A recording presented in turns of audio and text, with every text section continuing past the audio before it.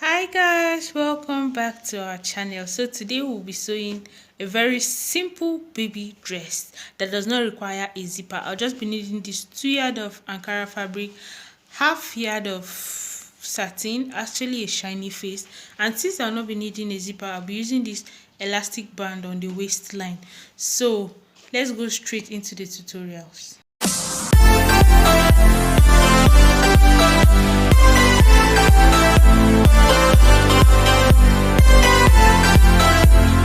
Here's our half yard of satin.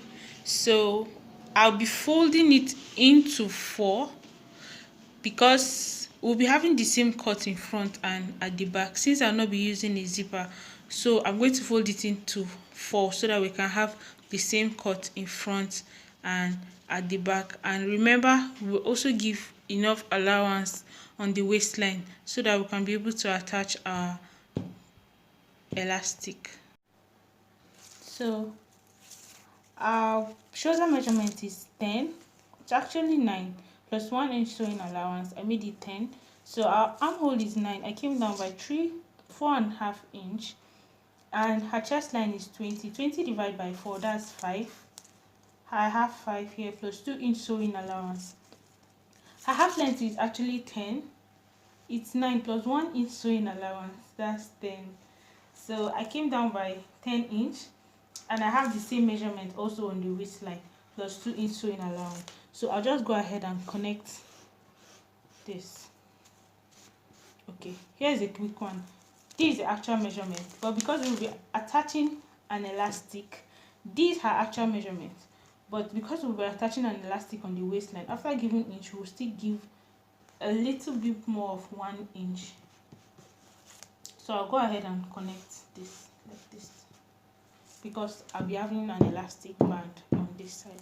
So you just go ahead and cut your fabric.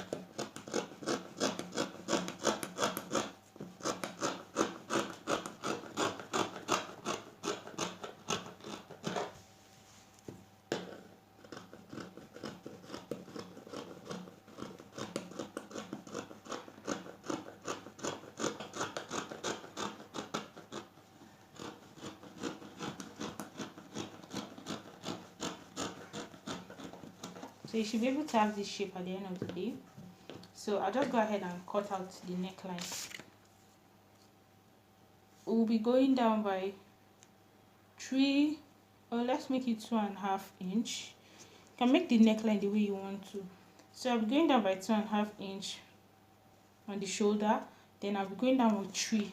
That's 2 by 3 inch allowance for the neckline.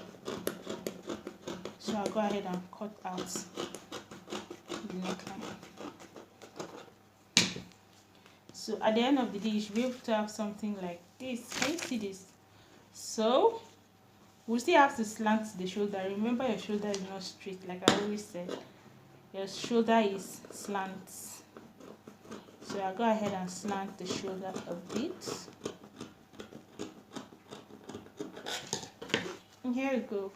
This is what our upper bodies look like. So next, I fold my fabric into 2. So this for the skirt part, the down part of the dress.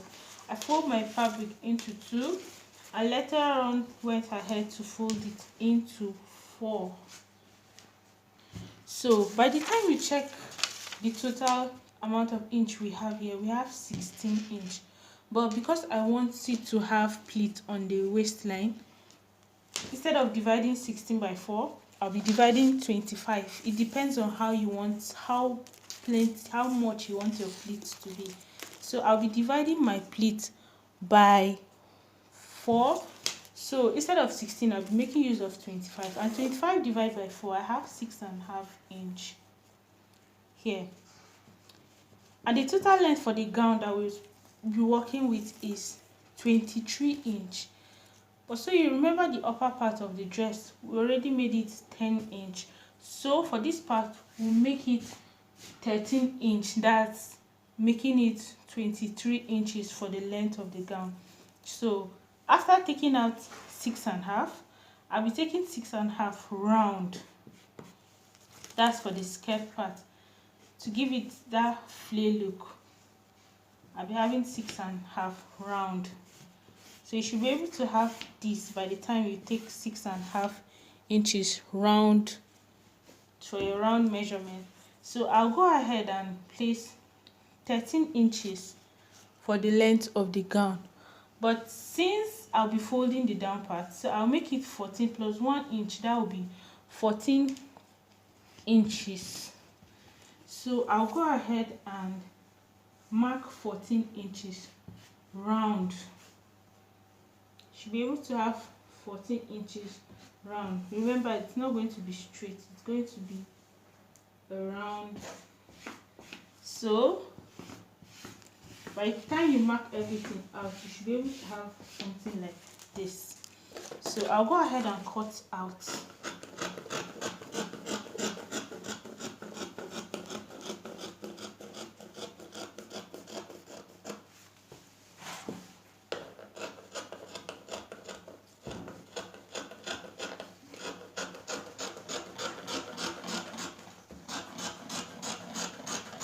You have to be careful when cutting, so you don't, it's better for you to overcut than undercut. So at the end of the day, I should be able to have something like this. This is for the skirt part of the dress. Using lining for the upper bodies, I'll be using this bias to turn the neckline and the armhole of the dress. I'm going to turn the neckline and the armhole of the dress, at least to give it a neat sewing. So after using the bias to turn the neckline and also the armhole of the dress, you try to make sure you weave the bodies too. That's the sides after sewing, to enable your sewing to be very neat. After that, I used lining for the underskirt. Reason why is because I want the skirt to be very bouncy, and since I'll not be using net, I want it to really flow. So I'll go ahead and pleat the dress, the skirt part, just like I left few inches so that I can be able to pleat it. You can also leave yours straight if you don't want to pleat it, but I pleat it to give it that flow that I want. After that, you go ahead to place your elastic in between your waistline, your skirt and your lining. You try as much as possible to sew it inside. You wouldn't want to sew it outside and you have a lot of thread and a lot of visible sewing on the dress. I sewed everything inside to give me that neat look I want. I went ahead to place my brand label on the neckline. If you have this, you can also place yours on the neckline too. So I went ahead to iron it to give me that look I want, to make it really flat and nice. So I accessorized it with some beads, and I also used the pattern on the wrapper. I cut it out to also give the dress that beauty. And voila, this is our final look for the dress. You can see that it's really bouncy. This video is not doing justice to this dress. If you enjoyed this tutorial, please do well to give our video the thumbs up. Please like, share and subscribe. Thanks for watching and bye.